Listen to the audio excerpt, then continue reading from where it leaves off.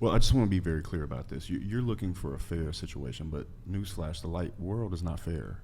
Like Men and women are different. That man is going to get up and go through stress every day and face the challenges of the world while you have a pretty cush life. Men have always slept with multiple women. It's not fair. It's bullshit. I know it hurts. I know it sucks. I know it's not a good thing to say, but it is absolutely true. And you are at the top of your sexual marketplace value. And how old are you? There's going to be, she's 24. Am I past it? Yeah. No, you're at the. No, you're about to hit I'm 2 days old sorry. in 24. No, it's all good. You're probably at the top, but let me tell you where you're not. You're not at 30 where you're out of time and you want to have children and you're absolutely in love with the man and he loves you in every way and you feel safe around him. You're not in that position yet, so you can't see an outcome where you would give a little to take a little back. And I'm cool with that. But I will tell you this, when you get up higher in age and the clock's ticking and that man's good to you and you trust him and you feel safe around him and he's truly your best friend and you look up to him and admire him, then you might think differently about how you feel now. And I'm not saying you're wrong, but I'm just telling you that your opinion might change in time.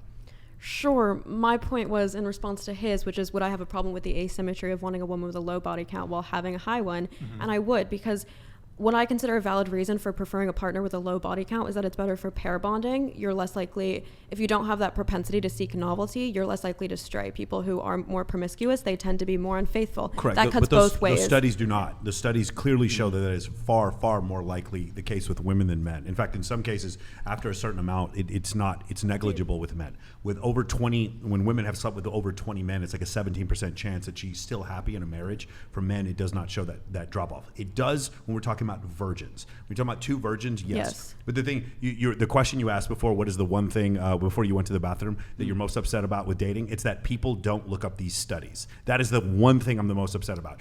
People are listening to Oprah Winfrey and Joy Behar and Whoopi Goldberg and Dr. Phil, and they're not listening to Dr. David Buss and Stephen Stewart Williams and Gad Saad. There's studies on every one of these questions that we have, and they've been handled. Beauty is not is subjective. It is objective. The fact, like hypergamy, is not something that is created. That's cultural. We know now that it's genetic. Sure. Let's stay on topic. So my point was that guys are seeking virgins. So the reciprocity of that would be a guy who's also a virgin. Like you just said, you can cite a study that proves that when both partners are virgins, there's a higher, the pair bonding is more intense. Mm-hmm. Correct. So but you're not going to be attracted to a man that's a virgin. Yeah, that's the other problem. Yeah. But guys typically, when they talk about body count, their ideal body count is 0 in a woman. So I was giving you the converse. Uneducated guys who don't fuck. Yeah, those guys don't have sex. Look, you want a low body count. I'll say a single-digit number is probably what you're looking for as a man. I'm not even saying I'm looking for that. Like I said, I don't think you can deduce selectiveness from a number because context matters. You could have gone through a breakup and been traumatized and maybe fucked 80 people in 1 week, but then you were abstinent for 6 years. I'll say that was a broken bird. That still makes you a hoe. That's a broken bird.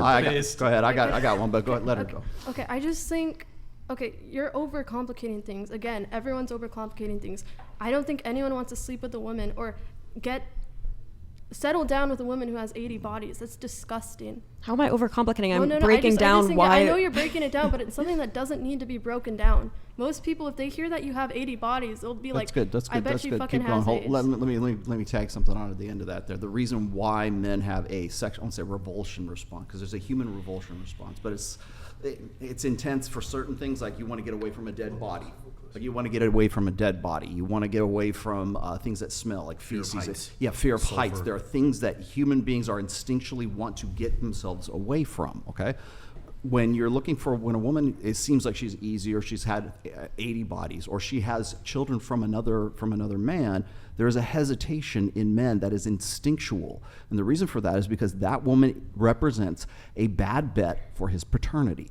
That's why the body count matters to guys, and it doesn't matter quite as much to women. For a guy who has a high body count, I believe it was Sterling who was saying this, is that that is like one of the highest ways of demonstrating higher value, or pre-selection, that's what it was. Because if a guy knows his way around your body better than you do, you know he fucks. You know that he has been rewarded by other women who have had sex with him in the past, enough so he has the experience to know what he's doing in the bedroom. Right. So there's that aspect. But then the other part of it is this, is that the reason why promiscuity works one way for men and it does not work for women is because of that paternity. It's the understanding and the ascertaining whether or not the child is his child. because since we were living in hunter-gatherer groups on the sub-Saharan African plains until 1980. Yeah, until we could actually up have until 1980, we didn't DNA have tests, paternity tests. Yeah, so men have, it's been in our biological, evolutionary, innate interests to know or to try to ascertain whether or not the baby is our baby. So that's why men mate guard. That's why when women and men get jealous because of infidelity, men tend to focus on the physical act. Did you have sex with him in the bathroom? Did he come? Did he have a bigger dick than I did? Did you get off? Those are the particulars that guys want to know when infidelity takes place. When a woman gets jealous because of infidelity, it's, do you love her? Am I losing my investment? Is my long-term security with this guy, is that in danger? That's where that jealousy comes from. So there's differences because men and women are different, and we have different priorities when it comes to reproduction as well as family creation as well. So when we're talking about 80 bodies, when you say, hey, I've had 80 guys, that's a pool of 80 men in which one of those guys, or probably some of those guys, could have been the guy that you can't get over. Or maybe he's the guy that whether he did or he didn't doesn't make any difference, but he's still thinking, like on a hindbrain, lizard brain level, that there's a possibility that she was impregnated by one of these guys and she can't get over that guy. You're a bad bet for my paternity. Yeah. Sure. Your response? I just love that we revert to these primordial justifications for wanting a woman with a low body Where count when else do you guys wanna are go with- fucking where with else- condoms. where else would you go when with guys it? find it Where hot else when would you girls go are on with it? birth control. If guys' main prerogative is to like spread their seed, then why is it they're looking for women who are on birth control? They're attracted to women with IUDs. They're not. It's not an They're not. intellectual There's no thing. study. I didn't say it was. They're not. They're not I'm saying we cognitive. use They're not biology doing that. as an excuse when in reality biology nobody's refers using it to as an life excuse. and life's Using it as an processes, excuse. and our And we're using capacity evolution as an for excuse, not culture. Our primordial. capacity for culture falls under biology. Our development of paternity tests, birth control, condoms, that all falls under biology and our capacity Culture for culture. is downstream from biology. Yeah, You don't get society, you don't get social construction without biology first that drives that. Yeah, I think you're over intellectualizing a lot of this. Like like you said, it could be boiled down to biology. That's Like- not a response. Well, no, I just think that It is a response. No, it is but a what your response. question is it right? And his response is, this is why it is. So the problem is, what people will do is they'll say, this man is just, what is this, a small dick energy or whatever thing that they have to say to make or denigrate men for having some sort of preference. And the reality is these things happen because men have 17 times as much testosterone as women. And throughout our evolutionary history, we are the ones that were the disposable gender. And because of that, we compete with other men for women. The men who make it to the top throughout history have had more sexual partners. That's just the way that it's been. It's not an excuse. If you have every right to think it's wrong if you want to think it's wrong, but it's not hypocritical because we're different. If you and I were to join the Marine Corps, I have to do more push-ups than you because the world is different for men than it is for women. If you and I were to join the fire department, I have to do more pull-ups than you because men and women are different. And so in this case, it's the same thing. I am not sure of the paternity of the child, of your child, but you always are. And because of that reason, your body count will always matter more than mine. That's just a function of biology. That's a justification for not being polyamorous, not having a high body count. So that makes sense why you wouldn't want your girlfriend to be fucking 10 guys at once because you wouldn't be able to discern it. If a girl fucked 80 guys 10 years ago and has been abstinent still, how does that justification Doesn't apply? matter. Fucking It's an disgusting. innate It's kinda hesitation. still. Okay, I also just wanted to say on the topic of biology, women literally they menstruate around like male testosterone. Like the more they're exposed to testosterone, the more they have sex, the more their cycle will align with that because of a very biological thing. What is your point? My point is that you're just intellectualizing again something that is very basic. What does menstruation have to do with this? Because- Basically, Because women, sorry, Go for it. I'm not finished. That's all you. That's all you. I mean, you said you were in That's COD all lobby, you. so you should be used to this, Okay, right? but you said go ahead and then. All right, just go. Okay, Just what go, I was just say your saying thing. Was that biologically our bodies Closer do, to the mic. Yeah, our bodies do sort of correspond with males. Like it's like the testosterone that they emit kind of triggers something in us, like the pheromones. So you can't just intellectualize something when it's already so. Okay, you wanted to go. Go ahead. Basically, the reason why men cheat is not because they don't like the girls. For us, like when you sleep with a guy, we're emotionally invested. For a guy, he's not emotionally invested into us. Most of the time, it's just the heat of the moment.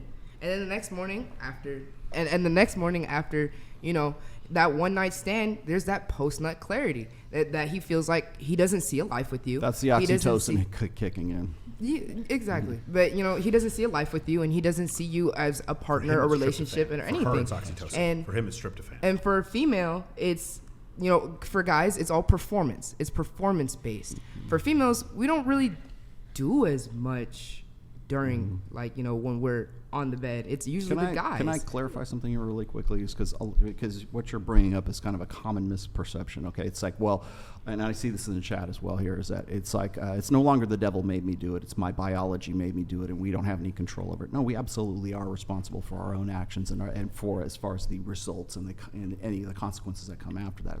I'm not, saying that we should be absolved of any of those things. The other thing is that you're conflating what's known as was a proximate goal versus ultimate goal. So in an evolutionary perspective, I might want, like when I met my wife for the first time and I saw her at the club, I didn't go, I wonder if she'd be a really good mother for my children. I wonder if we could start a family together and we could reproduce and like my focus is on actually, breeding with this woman that I just met in the club. My focus is on, I want to tap that ass. That's the proximate goal. The ultimate goal is having kids and having a family and everything else. Now, that ultimate goal is something that is also downstream once again from the biology. So proximate goal and ultimate goal are both downstream from the biological fact that this is what men are about. Yeah. Just one thing on biology, right? Mm-hmm. So, and Roller, you were making the argument, hey, it's kind of based in biology, paternity, uncertainty. Mm-hmm. And you sort of objected to that a little bit. At least that was my impression. No, I didn't object to it. She's not. I'm saying the objection could also be based in biology. Sure. Wait, what's the objection? Well, no, it's the biology made me do it. My selfish gene made me do it. I'm saying our evolvement of culture is also biological. Like you said, culture it's follows downstream. downstream. But our involvement in culture is always set up so that it fits our biology. Does that make sense? We don't build cities made of sulfur and ammonia, right? Because they're toxic to human beings, and we don't generally jump off our balconies every day. We have elevators. Our societies are created for the safety and procurement of Homo sapiens. So that's biology leads culture. Does that make sense? In every case, biology leads culture, but it's never the other way around. I think what you were kind of getting at is you were saying, well, when you have sex with someone, you mentioned birth control, for example. Well, why? God damn. What's the deal with birth control? You recall when you were saying that? Mm-hmm. So I guess my response to you is, well, if you're kind of saying men should disregard their sort of innate biological response to this, then shouldn't women also, for example, disregard their attraction towards men who are tall, for example, which has a root in biology? Or, sorry, go ahead. I was saying men already disregard that biological need when they fuck with a condom on, because if their goal is to spread their seed, because that's what the biological instinct is. But he kind of made the differentiation between a proximate desire and an ultimate desire. Or a conscious desire and a subconscious desire. You have a neocortex. That's what separates you from lizards. You can cognitively your genes have no your genes don't understand what contraceptives are. If your genes understood what contraceptives are, they never let you use them.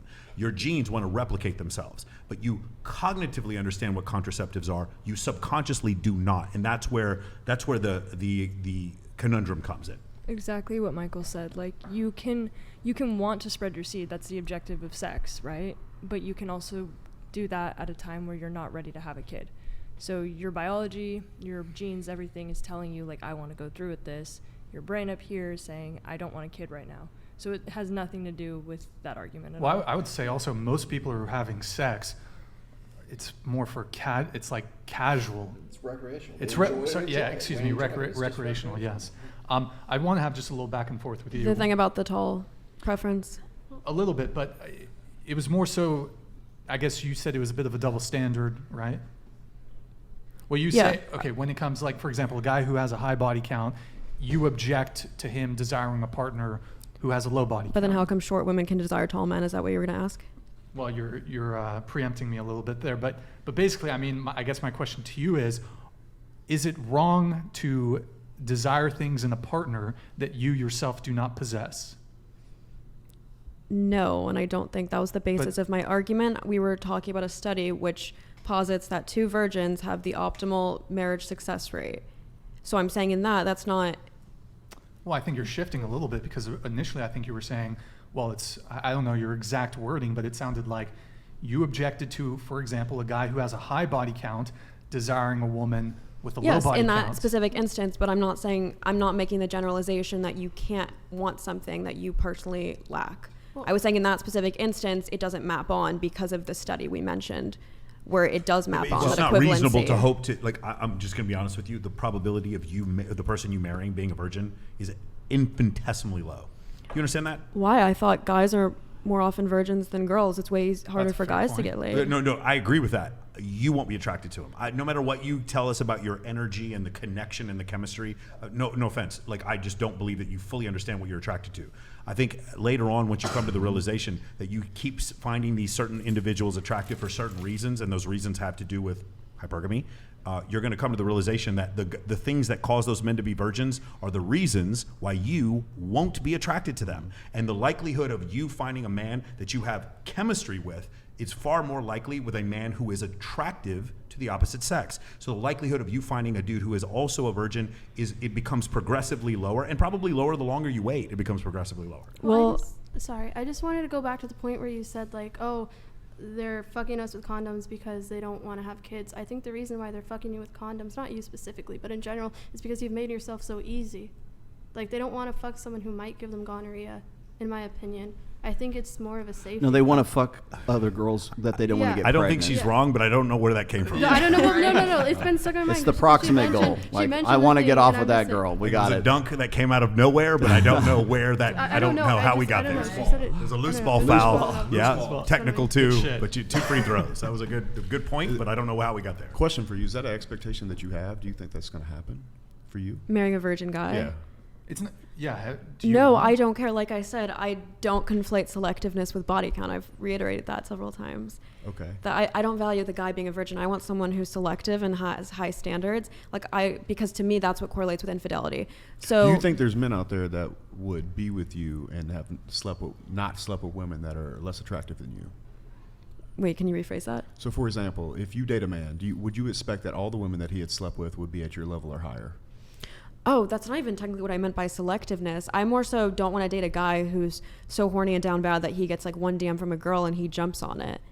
Does that make sense? So that's what I judge fidelity on. That's like the parameter I use, not body count. Okay, but can I ask you a question? Because you're over here saying that you yourself are not selective, but you want the guy to be selective. When did I say I'm not selective? No, I said I'm highly selective. Well, no, but she was allegedly. You were saying how like you don't care if like they're fat, if they're this, if they're that, if they have more money, if they have less money. I'm selective, just using a different metric than you are. So you just want them to be like smart and funny, basically.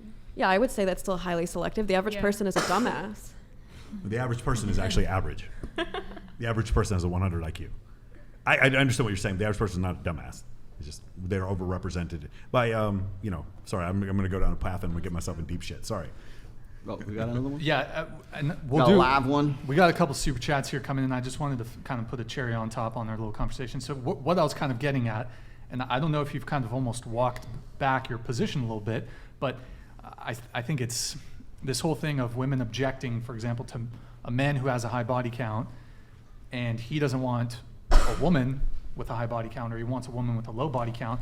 I mean, women desire traits in men all the time that they don't possess themselves. They want a guy who's funny, but they're not funny. They want a guy who's rich, but she's not rich. They want a guy who's charismatic, but she's not charismatic. So, I mean, I think it's both men and women desire traits in partners that they themselves don't possess. Men and women we're not equal. Sure, if I prefer a brunette guy over blonde, that's a preference. When guys talk about preferring a girl who's a virgin, that's not their preference, that's a philosophy. They're saying a girl who's a virgin, they're saying a girl, it is a preference. It's a preference on the fact that they think that girl is less likely to cheat, they think she'll make a better wife. When I prefer a brunette, it's not because I think he's going to be a better husband, it's not because I think it'll propagate the nuclear family in America more than a blonde. But when they talk about girls with low body counts, that's kind of what they're propagating. So what you're saying is that it's they're conflating. I'm saying they're not really referring to preference. They're saying there's a reason they use the term low value woman. I'm not calling a brunette a high value guy or a blonde a low value guy. Red pillars will call a girl with a high body count low value and a girl who's a virgin high value. Well, so it's not preference. They're mapping it onto what they consider objective virtues. If I prefer a woman with a low body count, isn't that a preference? It is, but the sphere we're referring to, the red pill sphere, they'll say that's an objective virtue. A man who has never even heard of these terms. Have you heard of the red pill sphere? I've never heard of this red pill sphere. Is that what we're calling it now? I thought it was a manosphere. What red pill is this? What is this thing she speaks of? I don't know why you're attaching this. I mean, before the red pill's a fairly new. I mean, within the past 10 years, really. 20 years. Get the book, by the way. The difference. Rational male, by the way. What marks a preference is subjectivity, but when guys talk about girls with low body counts, they're typically thinking of it in an objective way. So even a guy who's not red pilled, they'll probably say this girl with a low body count is objectively better, right? That's why it's still a preference, but you understand what I'm saying? But that judgment is based on their biology, and it's based on subconscious effects that's happened through evolutionary psychology, But right? it's not really a preference for Better them for specifically. what? They're saying it's a But preference better for their for what? gender. Better Men for just what? don't want to fuck whores. Better for what? Yeah, they do. Okay, Better but for they what? want to fuck whores, but What they do you don't mean? want to wed. Every man woman- wants a slut. He Okay, just they wants her want to a be slut, his but slut. they don't want to marry that slut. Yeah. Every man wants a slut. He just wants her to be his. So if Yeah. I like brunettes over blondes, I'm not going to say girls prefer brunettes over blondes. When guys say I have a preference for low body count, typically they say guys prefer girls with low body count. Do you understand why that's not necessarily a preference? Because No, they're it's not still- they're not it's still a speaking preference. specifically for themselves. That's why I'm saying it's more of a philosophy. I prefer vanilla ice cream over poop ice cream, and that's because of my genetics. Like that's the reason why. Let's go back. Let's go back to this other thing you were saying. How about this double standard? I know several men, and I have several clients that are under 6 feet tall, and they don't get chosen by women. Shockingly, some of them don't get. They have a harder time with women than taller men. That preference is also based in evolution, and we as men are fully aware of it. Do you think that's also a double standard that women have towards men? Do women create a culture of podcasting and memes ridiculing men who are under 6 feet tall? Yes. Do I tell a 5'10" guy is low Yes. value? Yes. In retaliation? Call her Yes. daddy. I don't want Yes. that. Call her daddy. The biggest podcast in the world. $50 Yes. million, I'm by just the saying way. I have yet Memes. to see a Me- blue pill podcast. No, it's not blue pill podcast because they don't. No, there's all these things. What do you call a guy who's Fucking 5'11"? awesome. A friend? You haven't seen this meme? Watch anything by Ben Absolutely. Shapiro and Matt Walsh. You'll see Absolutely. a Blue Pill podcast. They crucify men, and they actually show when you look at dating apps. It goes. They show Tinder, Bumble, and Hinge. They show a distribution of what women find attractive, and 6'3" is actually the prime number. Once you get above 6'3", 6'6", it actually starts to drop. At 6 feet tall, you're still really high. It goes 6 feet, and at 5'11", it plummets. This doesn't happen in Europe because they use the metric system. But in the United States, at 5'11", it plummets. Yes, men do get ridiculed for being short. Yes, they do. That's not being ridiculed. Yeah, They're it not is. being, they're not being, described as they're a- not Okay, being okay, chosen okay. selectively, and they're being made fun of for being short. I hear women all the time. I listen to women talk all the time, and one of the main complaints is he's a great guy, but he's too short. So women That's are not ridicule. Yeah, no. That's no, literally no, in that no. instance preference. No, listen, because when I where's the said ridicule? when I said I wouldn't fuck a But fat isn't bitch, not you got mad. But all of being a with a woman sudden, that fucked now with a that guy's height preference? is into the equation for men, like it's First okay. of all, I wasn't the one Okay, who okay. said Well, that. some What? of you got mad at the whole entire fat bitch thing. So it's We're not mad anymore. We've moved on Okay, from I know we since moved then. on, but I'm just saying. that I'm was just like saying about that like an height- hour ago. Okay, I know, but Okay. I'm just saying My that point- like that has everything to do with it. Like, cause height, it's in the. Well, it's a symbol. biological thing. It's a Okay, that's another thing. Is it's an innate preference if you want to use those terms. But there's a difference between saying I want a girl who's got like a brunette girl and a blonde girl, whatever. That's that's a fetish, a preference, whatever.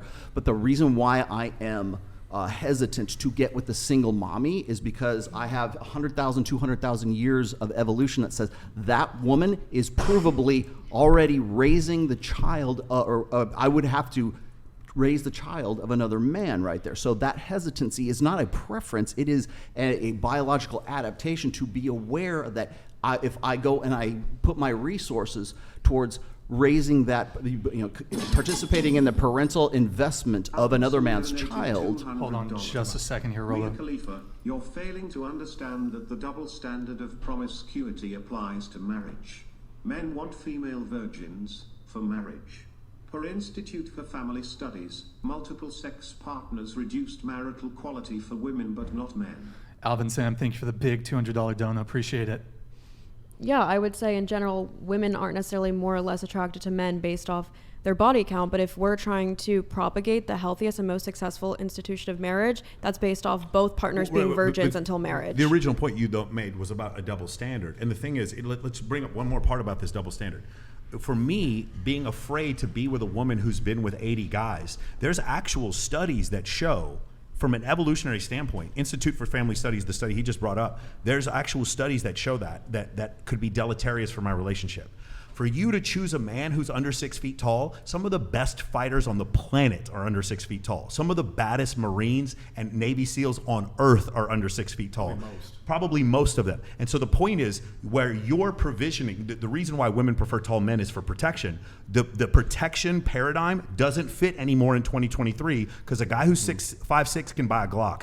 It's a different world now. So what we have to believe, as far as our prejudice against a woman with a high body count, still is effective. It's still an effective protection for us in 2023, but women choosing taller men is actually irrational. It's actually irrational. Jeff Bezos, it's actually irrational for you to do that. Do you understand what I'm saying? That's the reason why, for our preference, both of these preferences are based in evolution. But our preference actually still makes sense. Whereas the preference for tall men actually, and I'm saying this as a guy who's 6'2", the preference for tall men actually doesn't make sense anymore. It doesn't. And that's the thing that's so crazy about it. So I actually think for women, men choosing women with a low body count actually makes more sense from an evolutionary standpoint, is not a philosophy, and is actually just a preference that's based on evolution. You see, and just one thing really quick. You said that you seem to have an issue if we use the plural. So if on an individual level, a guy says, I don't want a girl with a high body count, you consider that a preference. But if a guy were to say, men, generally speaking, don't want women who are promiscuous or don't want women with high body count, then that becomes a what?